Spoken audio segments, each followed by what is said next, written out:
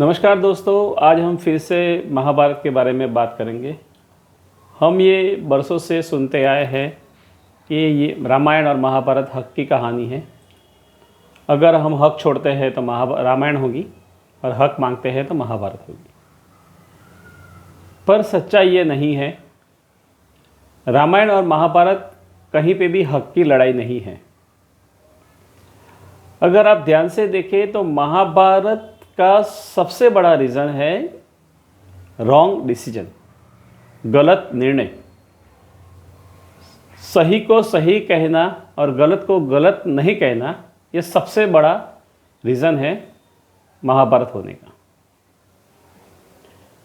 जब आपके पास पूरी ताकत हो, इंटेलिजेंस हो और आपके पास ऐसी पावर हो कि आप कुछ भी कर सकते हो अपने देश को बचाने के लिए, अपने राज्य को बचाने के लिए, और फिर भी आप कुछ ना करें और बस अपने ही माने हुए धर्म को मान के उस राज्य के प्रति, देश के प्रति वफादार रहे, और आपका जो राजा है वो गलत होए, फिर भी आप उसका विरोध नहीं करोगे, तो महाभारत होगा। भीष्म को ये पता था कि दुर्योधन गलत है, धृतराष्ट्र गलत है, जो कुछ भी वो लोग कर रहे हैं वो गलत है, और भीष्म के पास वो ताकत थी कि वो उन दोनों को रोक सकते थे, फिर भी उन्होंने नहीं रोका, इसलिए महाभारत हुई। जब आप किसी की धर्म, जाति के आधारित पे उसका मूल्यांकन करेंगे, तब भी महाभारत होने के चांसेस है। कर्ण सबसे बड़े योद्धा थे। अगर आप ध्यान से देखें तो कर्ण अर्जुन से भी बड़े योद्धा थे। जस्ट बिकॉज वो क्षत्रिय घर में पैदा नहीं हुए, शूद्र घर में पैदा हुए, तो गुरु द्रोण ने उनको शिक्षा देने से मना कर दिया। कर्ण अपनी जाति छुपा के परशुराम से शिक्षा लेते हैं। परशुराम भी उनको शिक्षा देते हैं। जब पता चलता है कि कर्ण शूद्र है, तो परशुराम भगवान विष्णु भगवान के अंश अवतार होने के बावजूद ये गलती करते हैं और उनको श्राप दे देते हैं कि जब तुम्हें ज़रूरत पड़ेगी तुम्हारी विद्या चली जाएगी। कहने का मतलब यह है कि शिक्षा पे किसी का धर्म, किसी की जाति नहीं लागू पड़नी चाहिए। शिक्षा का सबका अधिकार है। एक और थे एकलव्य।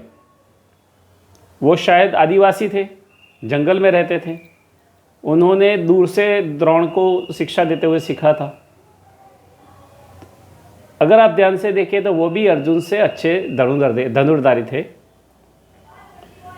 जब द्रोण को पता चला कि एकलव्य ने उनकी मूर्ति बना के ये सब सीखा है, तो उन्होंने उसकी परीक्षा ली। फिर उनको लगा कि अगर ये आगे जाएगा तो अर्जुन से भी बड़ा योद्धा बनेगा।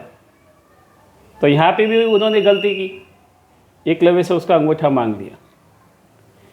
गुरु का काम है किसी भी विद्यार्थी को शिक्षा देना।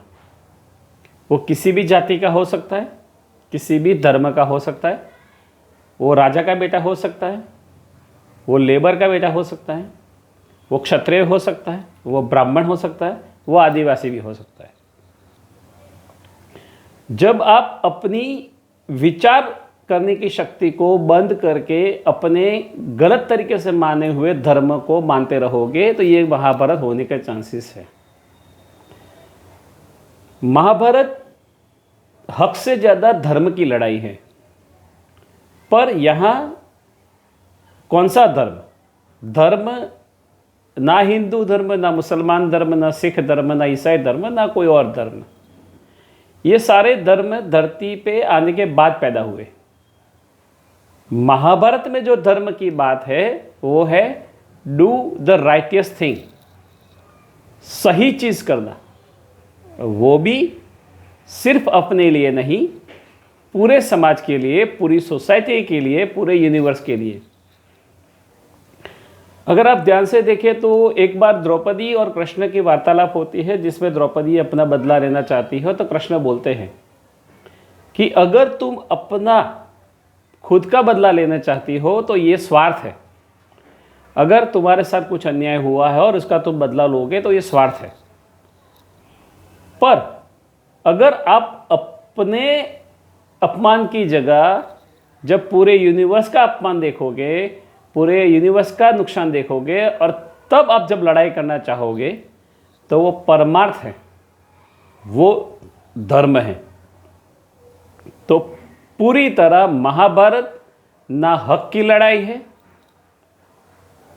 ये पूरी तरह से सिर्फ और सिर्फ धर्म की लड़ाई है, और वो भी सही करना।